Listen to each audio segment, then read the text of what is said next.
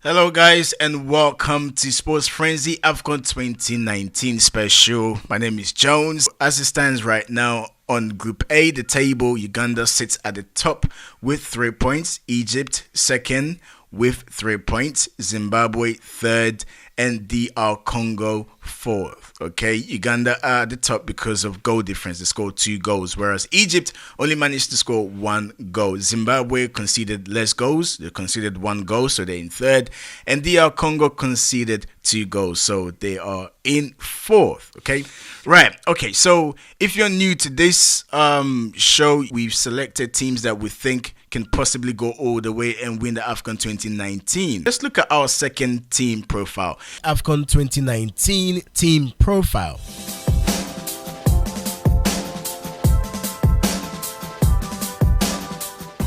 Today's team profile is Ghana.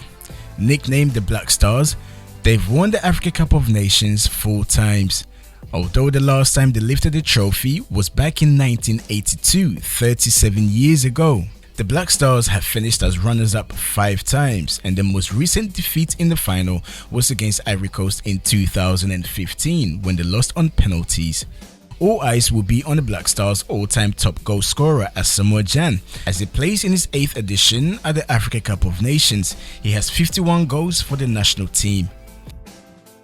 The Black Stars' preparation for the AFCON did not start as smoothly as the coach Kwesi Appiah might have wanted. First drama was Asamoah Gyan's resignation from the Black Stars as Andre Ayew was made captain of the team.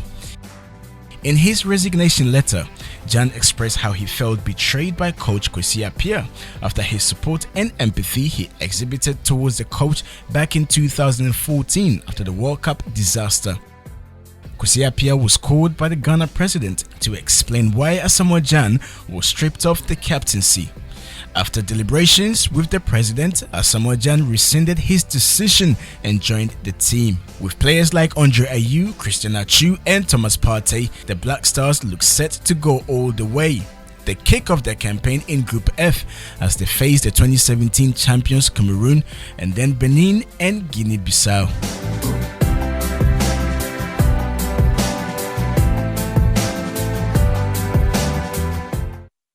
We were looking for an upset from the Warriors of Zimbabwe against the Pharaohs of Egypt, but the Warriors can be proud of the way they performed. It was a good performance.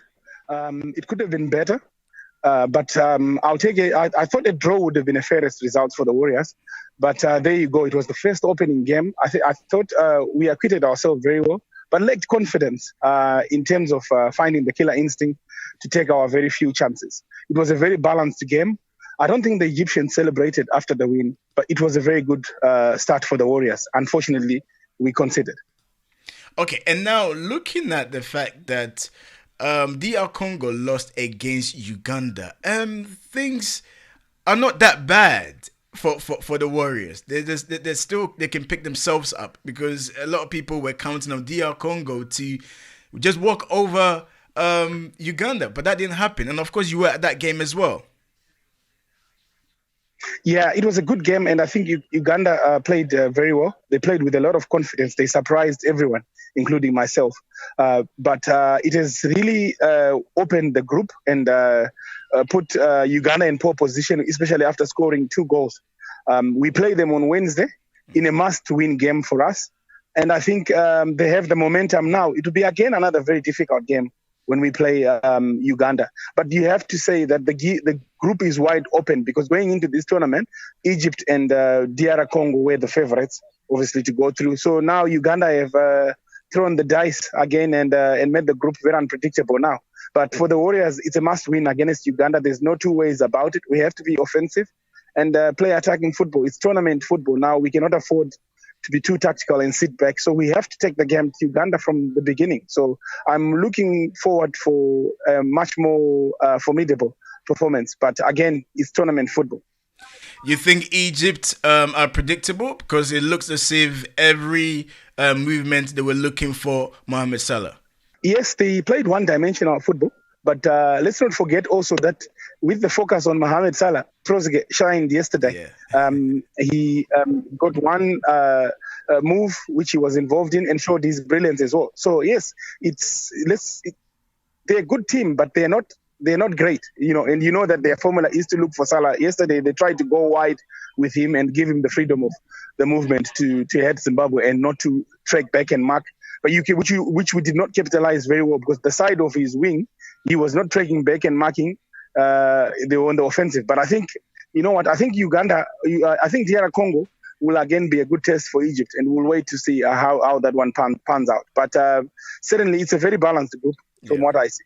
Today, the question I've posed to our listeners and viewers is, AFCON 2019, are you impressed so far?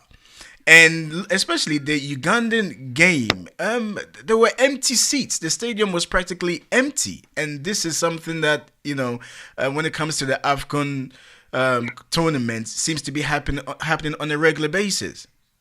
No, I think the problem is that that game was played in Cairo.